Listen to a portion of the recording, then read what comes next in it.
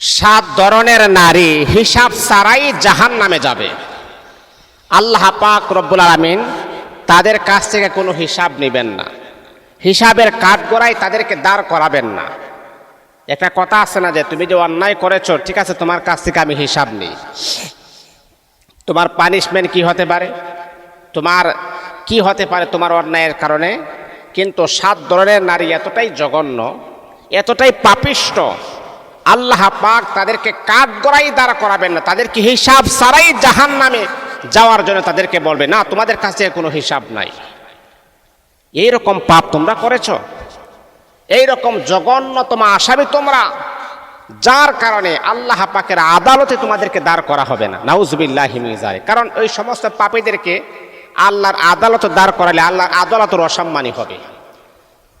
ওই যে এক সময় দেখবেন, অনেক সময় আমরা একটা কথা বলি কি জানেন, যে তোর মতো পাপিষ্ট এই দুনিয়াতে রইছত কেমনে, তোর মতো পাপিষ্ট দুনিয়াতে টাকাটাই বড়, এই দুনিয়ার জন্য একটা ক্ষতিকারক। তা আসলেই বাবা, আপনি এতটাই জঘন্যতম পাপের সাথে আপনি জড়িত, মা এতটা জঘন্যতম পাপের সাথে আপনি অ্যাটাচড হয়ে আছেন, এই 7টি পাপ আপনি করেই যাচ্ছেন। আপনার মনের ভিতরে কোনো সংশোধনের কোনো ব্যবস্থা নাই, মনের ভিতরে কোনো ফিলিংস নাই, মনের ভিতরে এক প্রকারের কোনো ইয়েই নাই যে আসলে এই পাপ থেকে আমাকে কিভাবে বাঁচতে হবে, এই পাপের কাছ থেকে কিভাবে আমাকে রেহাই পেতে হবে, এই দিকে কোনো খেয়াল নাই, মনোনিবেশ নাই। মনে রাখতে হবে আল্লাহ আপনাকে হিসাব ছাড়াই জাহান্নামী বলে ঘোষণা করবেন। এর ভিতরে 1 নাম্বার, যে নারী নিজের সৌন্দর্য প্রকাশ করে। আমি আমার মাকে বলবো, মা আল্লাহ আপনাকে সুন্দর বানিয়েছেন, আল্লাহ আপনার চেহারাটাকে একটা নিয়ামত দিয়েছেন, চেহারাটার মধ্যে একটা নিয়ামত আছে, সুন্দর আছে, আল্লাহ আপনাকে সৌন্দর্য বানিয়েছেন। এই সৌন্দর্য প্রকাশ করবেন কার সামনে? একমাত্র আপনার নিজের স্বামীর সামনে, আর কাহারও সামনে আপনার এই চেহারার সৌন্দর্য প্রকাশ করতে পারেন না। আপনার সৌন্দর্য দেখার একমাত্র মালিক হলেন আপনার স্বামী। আপনার স্বামী ছাড়া দ্বিতীয় কাউকে আপনার এই চেহারার সৌন্দর্য আপনি দেখাতে পারেন না। যেই সমস্ত নারী তার চেহারার সৌন্দর্য স্বামীকে না দেখিয়ে বাহিরের পর পুরুষকে দেখায়, রিস্কাওয়ালা, ভ্যানগাড়িওয়ালা, সিএনজিওয়ালা, অটো ড্রাইভার, এদেরকে দেখায়, তাদের জাহান্নামী হবে, এর মধ্যে সন্দেহ নাই। কারণ দেখেন, আপনি আপনার স্বামীকে উৎফুল্ল করবেন, আপনি আপনার স্বামীকে আপনার দিকে আকৃষ্ট করবেন আপনার সৌন্দর্যের মাধ্যমে, আপনার চেহারার সৌন্দর্যের মাধ্যমে আপনি আপনার স্বামীকে আপনার প্রতি কি করবেন? আকৃষ্ট করবেন। কিন্তু সেটা আপনি করেন না। বড় আফসোসের বিষয়, অনেক নারীদেরকে আপনি দেখবেন স্বামীর সামনে চিরা জামা, পচা জামা, দুর্গন্ধ হইয়া ময়লা আবর্জনার মতো তাকে, মানে একটা বুয়ার মতো তাকে, কাজের বুয়া আছে না, কাজের বুয়ার মতো স্বামীর সামনে হুর হুর হুর হুর করে ঘোরাঘুরি করে।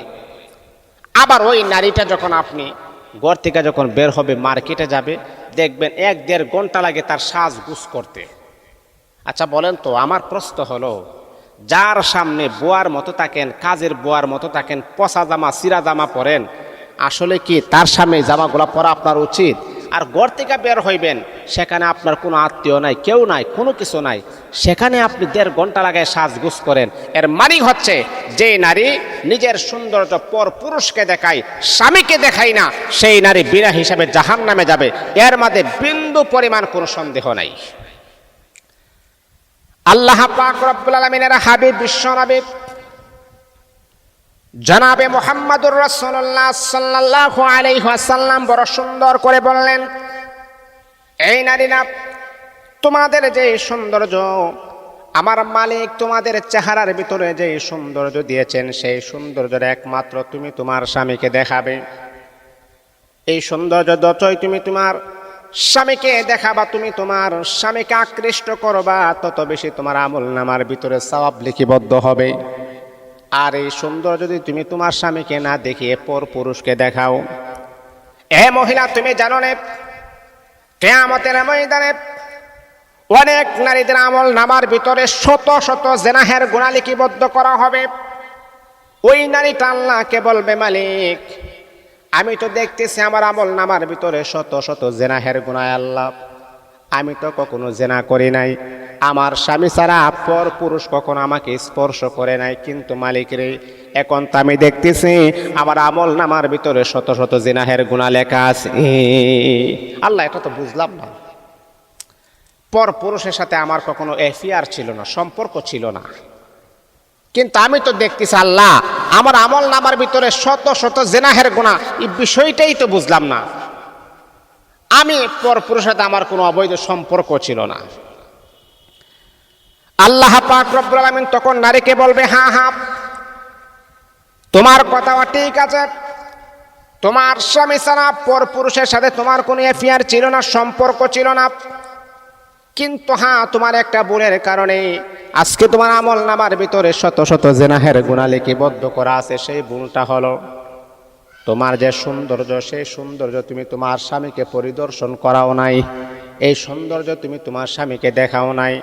যখন তুমি ঘর থেকে বের হয়ে গেছো, তোমার সৌন্দর্যগুলা অন্য পুরুষকে দেখিয়েছো, যে সমস্ত পুরুষেরা তোমার সৌন্দর্যের পাগল হয়েছে, যারাই মনের ভিতরে কুধারণা নিয়েছে, খারাপ নজর নিয়েছে, যতটা পুরুষ খারাপ নজর নিয়েছেন ততটা জিনাহের গুনাহ তোমার আমল নামায় লিপিবদ্ধ করা হয়েছে। এই জন্য মা, স্বামী ছাড়া অন্য পুরুষকে আপনি আপনার সৌন্দর্য দেখাবেন, প্রত্যেকটা সৌন্দর্যের কারণে জিনাহের গুনাহ আপনার আমল নামায় লিপিবদ্ধ করা হবে। আর স্বামীকে দেখাইলে সওয়াব হবে, এতে কোনো বিকল্প কোনো রাস্তা নাই। এটা হলো এক নাম্বার। যেই নারী নিজের সৌন্দর্য পর পুরুষকে দেখায়, সেই নারী বিনা হিসাবে জাহান্নামে যাবে। নাউজুবিল্লাহি মিন যালিক। মা বোনদেরকে আমি পায়ে হাত রেখে বলি, মা এই সৌন্দর্যটা আপনি আপনার স্বামীকে দেখাবেন, পর পুরুষকে দেখিয়ে লোভ লালসার শিকার আপনি হয়েন না। দুনিয়া তো আপনি দর্শনের শিকার হবেন, পরকাল আপনি জাহান্নামী হয়ে যাবেন। এটা হলো এক নাম্বার। দুই নাম্বার হচ্ছে, যে নারী গীবত করে, আছে না এমন নারী, গীবত পর নিন্দা চুগল করি, একজনের কথা গিয়ে আরেকজনের কাছে গিয়ে বলা, একটা ফেস লাগাই দিই, এইরকম নারী কিন্তু আছে। দুই তিনজন নারী বসলে দেখবেন একটা সমালোচনার একটা জোয়ার শুরু হয়ে গেছে। যে নারীরা কেমন জানেন, পেটের মাঝে কোনো কথাও রাখতে পারে না। যখন সমালোচনার একটা জোয়ারে যখন পৌঁছে যায়, নিজের স্বামীর নামে পর্যন্ত তারা বদনাম করে। আরে বাবা, নিজের স্বামীও বাদ দেন, নিজের সন্তান, যে সন্তানকে 10 মাস 10 দিন গর্ভে ধারণ করেছে, ওই সন্তানের নামে বদনাম করতে তারা দ্বিধাবোধ করে না, গীবত করে।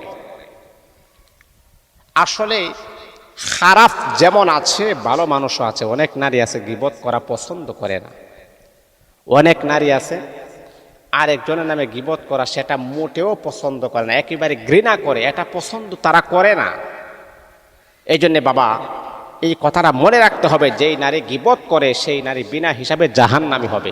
নাউজুবিল্লাহি মিন যালিক। মা, আপনি আপনার জীবনের মহামূল্যবান সময়টা আরেকজনের নামে গীবত করে নষ্ট করার কোনো প্রয়োজন নাই, একেবারে খারাপ। এই সময়টা আপনার অতিবাহিত হওয়াটাই খারাপ, কেন আপনি নষ্ট করবেন? গীবত করবেন না। 3 নম্বর হল, যেই নারী স্বামীর অবাধ্য হয়, নাউজুবিল্লাহি মিন যালিক। আমার মা বোনদের ভিতরে খারাপ বদ অভ্যাসটা বেশি আছে, স্বামীর অবাধ্য হওয়া। জানেন এটা কত বড় গুনাহ? মা, আপনি কি জানেন স্বামীর অবাধ্য হওয়াটা কত বড় গুনাহ? স্বামীর অবাধ্য হওয়ার পর আপনি নামাজ পড়লে নামাজ কবুল হবে না। স্বামীর অবাধ্য হওয়ার পরে আপনি ইবাদত করলে ইবাদত কবুল হবে না। কারণ ইবাদত করা যেমন সওয়াবের কাজ, স্বামীর বাধ্য হওয়া তেমন সওয়াবের কাজ আমার আল্লাহ লিপিবদ্ধ করে দিয়েছেন। হাদিস শরীফের ভিতরে আল্লাহ নবী এক হাদিসের ভিতরে বলেন, আসলে পৃথিবীতে আল্লাহ ছাড়া সেজদা করার কোনো বিধান আল্লাহ কাউকে দেন নাই। যদি আল্লাহ দিতেন তাহলে প্রত্যেক নারীকে বলতেন, তোমরা তোমার স্বামীর কদমে সেজদা করো। নাউজুবিল্লাহি মিন যালিক। যদি আল্লাহ দিতেন তাহলে আবার আমার রাসূল বোঝাইতে চেয়েছেন স্বামী কত বড় নিয়ামত। যেই স্বামী হাড় ভাঙ্গা পরিশ্রম করে আপনাকে সুখে রাখার চেষ্টা করে, আপনাকে শান্তিতে রাখার চেষ্টা করে, আর সেই স্বামীকে আপনি অবহেলা করেন, তার কথাবার্তা আপনি শুনেন না, আপনি যে কত বড় নাফরমান এটা আর দেখার আর কোনো খেয়াল থাকে না। এই আমার মা শোনো, নামাজ পড়া যেমন ইবাদত, কোরআন তেলাওয়াত করা যেমন ইবাদত, রমজানুল মুবারকের রোজা রাখা যেমন ইবাদত, ঠিক তদ্রূপভাবে আল্লাহ পাক রব্বুল আলামিন আরেকটা ইবাদত আমার আল্লাহ গণ্য করেছেন, সেটা হলো স্বামীর কথাবার্তা শোনা, সেটাও ইবাদত। মনে রাখতে হবে গো মা, যদি আপনার স্বামী আপনাকে বলে তোমার ঘরের বাজার সদাই সব কিছু আমি ঘরের ভিতরে আমি করে দিলাম, ঘর থেকে বের হতে পারবে না, মনে রাখতে হবে যদি আপনার বাবাও মারা যায়, আপনার যদি মাও মারা যায়, তাহলে আপনার স্বামী যেহেতু নিষেধ করেছেন, স্বামীর নিষেধটাকে অমান্য করে কখনো আপনার বাবার চেহারাও দেখতে পারবেন না। এটা নিষেধ করেছেন আপনার স্বামী। বিবাহের পরে সম্পূর্ণ দায়িত্ব হচ্ছে স্বামীর। স্বামীর কথাকে মানতে হবে, স্বামীর কথাকে পায়রুটি দিতে হবে, স্বামীর কথাকে প্রাধান্য দিতে হবে আপনাকে। অনেক নারী আছে স্বামী বলে এই নামাজ পড়ো, কিসের না, নামাজ বলতে কোনো কিছু নাই, নামাজ পড়ে না। স্বামী বলে দিকে আসো, সে অন্য দিকে যায়। স্বামী ডাক দিছেন যে তোমার সাথে আমি সহবাস করব, তার কোনো ফিলিংস নাই, সহবাস করার মতো ফিলিংস তার ভিতরে নাই। আরে স্বামী ডাক দিছে সহবাস করবে, তোমার ফিলিংস নাই, এটার কারণটা কি? কোনো ফিলিংস নাই। ওই নারী জাহান্নামী হবে, এর মাঝে বিন্দু পরিমাণ কোনো সন্দেহ নাই। যেই নারীকে স্বামী আহ্বান করেছেন, স্বামী ডাক দিয়েছেন তুমি আসো, তোমার সাথে সহবাস করব, তোমার সাথে মিলামিশা করব, এই স্ত্রীর কোনো রোগ নাই, সুখ নাই, কোনো কিছু নাই, বিনা কারণে স্বামীর সাথে সহবাস করতে যায় না, স্বামীর সাথে সহবাস করে না, ওই সমস্ত নারীরা জাহান্নামী হবে, বিনা হিসাবে জাহান্নামী হবে। কারণ সে বিবাহ করেছেন তার লজ্জাস্থানটাকে কন্ট্রোল করার জন্য, হেফাজত করার জন্যে, কিন্তু বিবাহ করার পরও তার লজ্জাস্থান কন্ট্রোল করতে পারে না, এটার আসল দায়িত্ব হচ্ছেন আপনি। মনে রাখতে হবে গো মা, যেই নারী স্বামীর অবাধ্য হবে সেই নারী জাহান্নামী হবে, জাহান্নামের ভিতরে যাবে। ওই নারী জান্নাত পাবে দূরের কথা, জান্নাতের গ্রান পর্যন্ত পাবে না। তাহলে গো মা শুনেন, একটা কথা শুনেন, মনে করেন আপনি রুটি রান্না করতেছেন, রুটির এক পার্শ্ব হয়ে গেছে, আর এক পার্শ্ব হইতে 1 মিনিটও সময় লাগে না। রুটি দেখবেন যারা চুলার মাঝে যারা রুটি রান্না করে, রুটির এক পার্শ্ব যদি হয়ে যায় আর এক পার্শ্ব হইতে কিন্তু বেশি সময় লাগে না। ওই সময় যদি আপনার স্বামী আপনাকে ডাক দিয়েছেন, এখন আবার আপনি চিন্তা করতেছেন হারে কি করব, স্বামীর ডাকে সাড়া দিব নাকি রুটিটাকে রান্না করব। হাদিসের ভিতরে আসছে রুটি পরে জাহান্নামে চৌরাস্তায় চলে যাক, কিন্তু আমার স্বামীর ডাকে সাড়া দিয়ে স্বামীকে সন্তুষ্ট করতে হবে। স্বামী যদি বাড়িতে আসে আপনি নফল রোজাও রাখতে পারবেন না, কারণ আপনি জানেন যেহেতু আপনার স্বামী বাড়িতে আছে, যে কোনো সময় আপনাকে ডাক দিতে পারে, তার সাথে মেলামেশা করার জন্য, সহবাস করার জন্য ডাক দিতে পারে, কিন্তু আপনি কি করলেন? ডাক দিতে পারে, আপনি সহবাস করবেন, কিন্তু আপনি স্বামীর অনুমতি ছাড়াই আপনি নফল রোজা রাখা শুরু করলেন। মনে রাখতে হবে গো মা, স্বামীর অনুমতি ছাড়া যদি আপনি নফল রোজা রাখেন, তাহলে সেই রোজাটাকে ভেঙে ফেলতে হবে, স্বামীর সাথে সহবাস করতে হবে, এটা খেয়াল রাখতে হবে। মা, স্বামীকে আপনি স্বামীর কথাবার্তা শুনতে হবে। স্বামীর অবাধ্য হবেন, জাহান্নামী হবেন। স্বামীর অবাধ্য হয়ে স্বামীর মনে কষ্ট দিয়ে জান্নাত পাবেন দূরের কথা, জান্নাতের গ্রামও আপনি পাবেন, আপনি জাহান্নামের আসামি আপনি হয়ে যাবেন। এটা হলো আপনার 3 নাম্বার, যে স্বামীর অবাধ্য স্ত্রী। 4 নাম্বার হচ্ছে যে নারী জাদুর শরণাপন্ন হয়।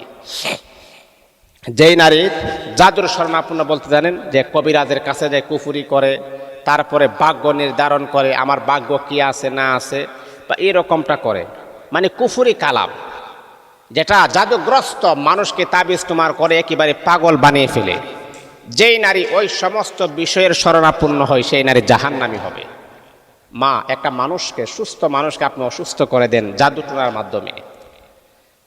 মা, মনে রাখতে হবে, যেই সমস্ত মা জাদু টোনা করে মানুষকে পাগল বানানোর চেষ্টা করেন, মানুষকে কুফরি করে চেষ্টা করেন, ওই নারী কখনো জান্নাতে যেতে পারে না, সে জাহান্নামী হবে। কারণ কুফরি করাটা ভালো না।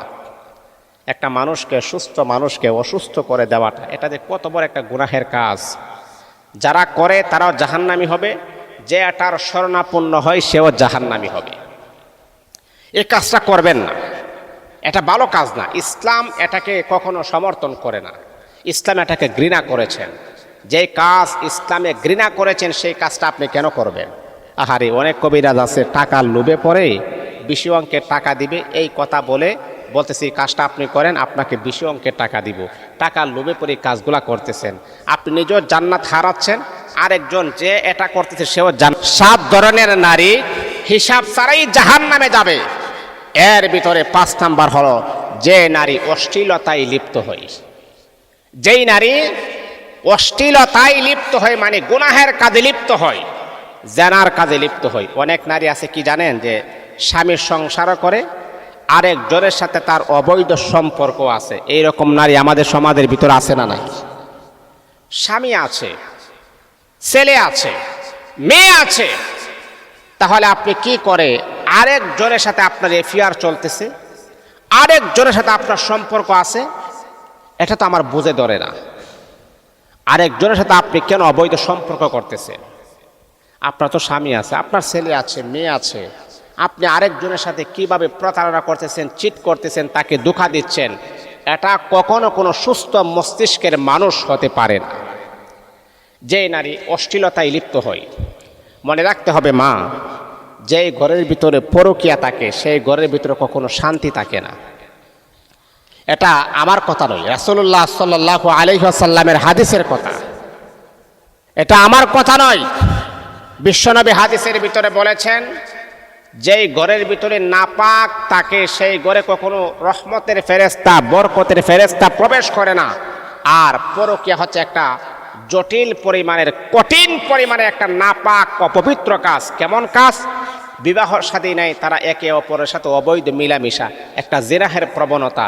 এই স্ত্রীও বিবাহিত, যার সাথে সম্পর্ক করে সেও বিবাহিত। জানেন এটার পানিশমেন্ট কি হতে পারে? এটার পানিশমেন্ট হচ্ছে আপনাদেরকে পাথরের আঘাত করে দুনিয়া থেকে বিদায় করে দেওয়া।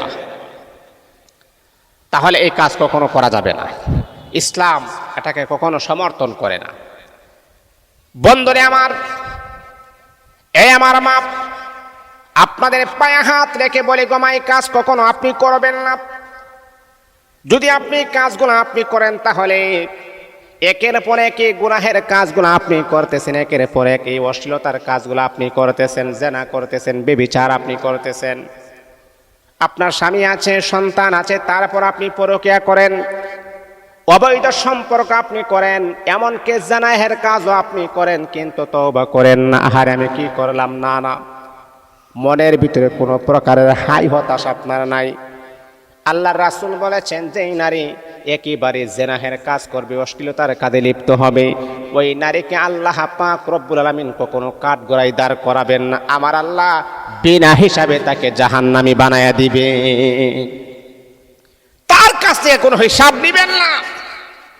এইরকম অশ্লীল বেহায়াপনা নারীকে কাঠগড়ায় দাঁড়া করালে কাঠগড়ার অসম্মানী হবে, এই জন্য তার কাছ থেকে হিসাব দিবেন না, বিনা হিসাবে আমার আল্লাহ তাকে জাহান্নামী বানায় দিবেন। নাউযুবিল্লাহি মিন যালিক। এই জন্যে মা, এই কাজটা কখনো করবেন না। এখন আপনি আগে যা করেছেন আল্লাহর কাছে তওবা করে ফেলেন, যে আল্লাহ আমি তো অন্যায় করে ফেলেছি, আল্লাহ আমি তো অপরাধ করে ফেলেছি, এই অপরাধটা আর করতে চাই না। এখন আপনার স্বামী আছে, আপনার ছেলে আছে, মেয়ে আছে, সংসার আছে, এখন আপনি একই কাজ, একই ভুলের কাজ বারবার আপনি করবেন, এটা কখনো কোনো সুস্থ মস্তিষ্কের নারীর কাজ হতে পারে না। আপনি তওবা করে ফেলেন, আপনার স্বামীকে আপনি আপন করে নেন, তাকে আপনি মন উজাড় করে ভালোবাসেন, তাহলে ঘরের ভিতরে শান্তি আসবে ইনশাআল্লাহ। এটা হলো 5 নাম্বার। 6 নাম্বার হলো যে নারী মিথ্যা কথা বলে। নাউযুবিল্লাহি মিন যালিক। যে নারী মিথ্যা কথা বলে, মিথ্যা মানুষকে ধ্বংস করে দিই। as-sidqu yunji wal kizbu yuhlik, এটা হাদিসের কথা। মিথ্যা মানুষকে ধ্বংস করে দিয়ে সত্য মানুষকে নাজাত দিই। আপনি দেখবেন একটা মিথ্যা কথা বলতে গিয়ে, একটা সত্যকে মিথ্যা বলতে গিয়ে 1000টা মিথ্যা কথা বলা লাগে। এটারে প্রমাণ করতে গেলে, ডকুমেন্ট দিতে গেলে 1000টা মিথ্যা কথা বলা লাগে। আর আপনি যখন সত্য কথা বলবেন, কম কাজে কম কথায় সত্য ফিনিশ। বাবা, একটা কথা মনে রাখবেন, যারা সত্যবাদী হয় আল্লাহ পাক রব্বুল আলামিন তাদের সম্মান দুনিয়াতে বৃদ্ধি করে দেন, বাড়াইয়া দেন। আপনি দেখবেন কথায় কথায় দেখবেন, যদি আপনি সত্য কথা বলেন তখন দেখবেন দুনিয়াতে আপনি দেখবেন আপনার সম্মানটা কিভাবে বেড়ে যায়। দেখবেন অমুকের ছেলের কথা খুব ভালো, এই তার নামে আউল ফাউল কথা বলা যাবে না, সে যা বলে সত্য কথা বলে আলহামদুলিল্লাহ। ও কোনো অ্যাটেনশন, ও কোনো এভরিথিং বা বিভিন্ন কথাবার্তা বলে না, এখানে এক কথা সেখানে আরেক কথা নাই কথা বলে না, সে যা বলে সত্য কথা বলে। অমুকের নামে তমুকের নামে আজে বাজে কথা বলা যাবে না। এই যে আপনি সত্য কথা বলছেন, দেখবেন মানুষ আপনাকে মন উজাড় করে মোহাব্বত করবে, মানুষ আপনাকে মন উজাড় করে ভালোবাসবে। আপনার সম্মানটা দুনিয়াতেই আপনি পেয়ে যাবেন, আপনার ভালোবাসাটা আপনি দুনিয়াতে আপনি পেয়ে যাবেন। বন্ধুরা আমার শোনো, এমন একজন নবীর উম্মত আমরা, ওই নবীর 63 বছর দুনিয়ার জীবনে বেঁচে ছিলেন। ওই নবীর ইতিহাস যদি আপনি পড়েন, তাহলে হাদিস পড়েন, কোরআন পড়েন, গবেষণা করেন, ওই নবীর ইতিহাসটা জীবনীটা আপনি পড়েন, আমার নবীর 63 বছর জীবনে যদি আপনি পড়েন, তাহলে এটার ভিতরে একটাই প্রমাণ পাবেন, 63 বছরের জিন্দেগি তো আল্লাহর হাবিব একটা কথাও কখনো মিথ্যা বলেন নাই, উপহাস করে মিথ্যা বলেন নাই। বেঈমান কাফেররা যারা ওই সময় আল্লাহর রাসূলকে আল আমিন বলে ডাকতেন, আল আমিন মানে চরম বিশ্বাসী, ওই সময়ের বেঈমান কাফেররা তারা তাদের ব্যবসায়িকের টাকা, বিজনেসের টাকা নিজের অ্যাকাউন্টে না রেখে বিশ্বনবীর কাছে রাখতেন। তারা জানতেন অ্যাকাউন্টের চাইতে বেশি নিরাপদ হলো বিশ্বনবীর কাছে টাকাটা রাখলে, আল আমিনের কাছে টাকাটা রাখলে। তারা এটাকে কবিয়া করতেন, সেন্সিটিভ, বা আল্লাহর হাবিবকে তারা বিশ্বাস করতেন, ভালোবাসতেন। তারা কেমন জানেন? তারা তাদের বিজনেসের টাকা অ্যাকাউন্টে না রেখে আল আমিন বিশ্বনবী মুহাম্মদ সাল্লাল্লাহু আলাইহি ওয়াসাল্লামের কাছে তারা এই টাকাটা রাখতেন, আমানত রাখতেন। নবী কখনো মিথ্যা কথা বলতেন না, মিথ্যার আশ্রয় কখনো গ্রহণ করতেন না। যেইভাবে আল্লাহর হাবিবের কাছে টাকাটা রাখতেন, আবার যখন তারা মাস খানেক পরে টাকাটা চাইতেন, সেইভাবে আল্লাহর হাবিব তাদের টাকাটা তাদের কাছে দিয়া দিতেন, তাদের টাকাটা তাদের কাছে দিয়া দিতেন। তারা আল আমিন হিসাবে আল্লাহর হাবিব বিশ্বনবীকে তারা আল আমিন হিসাবে তারা এটাকে পছন্দ করতেন, যে চরম বিশ্বাসী, জীবনে একটা কথাও মিথ্যা বলেন নাই, এমন একজন নবী, এমন একজন আল্লাহর হাবিব বিশ্বনবী মুহাম্মদ সাল্লাল্লাহু আলাইহি ওয়াসাল্লাম। আর আমরা হচ্ছে সেই নবীর উম্মত, আমরা কথায় কথায় মিথ্যা বলি, নাউজুবিল্লাহি মিন যালিক। মিথ্যার একটা সৈলাব আমাদের মাঝে চলে আসছে। এই ছেলে মিথ্যা কথা বলে, মেয়ে মিথ্যা কথা বলে, স্ত্রী মিথ্যা কথা বলে, বাবা মিথ্যা কথা বলে, আরে বাবার বাবা সন্তান মিথ্যা কথা বলে। আল্লাহ রাসূল বলেছেন, যেই ঘরের ভিতরে মিথ্যার প্রবণতা বেশি হবে, সেই ঘরের ভিতরে আল্লাহর গজব, এই ঘরে কখনো রহমতের ফেরেশতা প্রবেশ করে না। এই যে মিথ্যা কথা বলছেন না, আপনার মুখ দিয়ে এক প্রকারের দুর্গন্ধ বের হয়েছে, যেটা আপনি পান না, কিন্তু রহমতের ফেরেশতারা কিন্তু পা, আর সেই কারণে মিথ্যাবাদীর কাছে ফেরেশতাও ঢুকতে পারে না। বন্ধুরে আমার, কখনো মিথ্যা কথা বলা যাবে না। আমার নবী বললেন, যেই ঘরের ভিতরে মিথ্যার প্রবণতা বেশি, ওই ঘরের অধিকাংশ ফ্যামিলি মিথ্যা কথা বলে, মিথ্যার একটা সৈলাব হয়ে গেছে। আল্লাহর হাবিব বিশ্বনবী বলছেন, সেই ঘরের ভিতরে কখনো রহমতের ফেরেশতা প্রবেশ করবে না। ওই ঘরের ভিতরে বিভিন্ন প্রকার আযাব আর গজব হবে, ওই ঘরের রোগাক্রান্ত রোগীরা আরো রোগী হয়ে যাবে।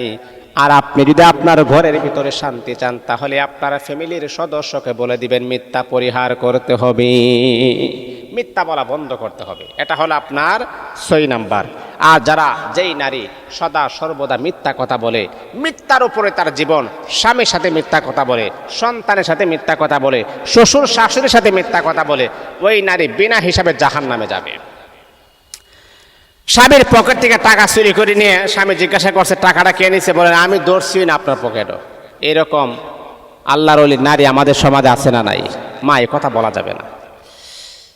এটা হলো 6 নাম্বার। 7 নাম্বার হচ্ছে, যেই নারী নামাজ ত্যাগ করে, নামাজ পড়ে না, নাউজুবিল্লাহি মিন যালিক, নামাজ পড়ে না, নামাজের প্রতি তার কোনো মনোযোগ নাই, নামাজের প্রতি তার কোনো আগ্রহ নাই। স্বামী বলে নামাজ পড়ো, সে বলে নামাজ পড়ে না। স্বামী বলে যে নামাজ না পড়লে সমস্যা, সে নামাজের প্রতি কোনো খেয়ালই নাই। মারে, আপনার স্বামীর আদেশটা আপনি অমান্য করেছেন, একটা অন্যায় করেছেন, আবার যে আপনি নামাজ ত্যাগ করলেন, আর নামাজের হিসাবটা কিয়ামতের ময়দানে সর্বপ্রথম হবে নামাজের হিসাব, সেই নামাজটাই আপনি পড়লেন না, আপনি জাহান্নামী হয়ে যাবেন। এর মাঝে বিন্দু পরিমাণ কোনো সন্দেহ নাই। এই জন্যে 7 প্রকারের নারী বিনা হিসাবে জাহান নামে যাবে, হিসাব ছাড়াই জাহান নামে যাবে। ওই 7 প্রকার নারী যেন আল্লাহ আমাদের মা বোনদেরকে যেন না বানান। আল্লাহ আমাদের মা বোনদেরকে জান্নাতি হিসাবে কবুল করুন। এই বদ অভ্যাসগুলোকে পরিহার করার তৌফিক দান করুন।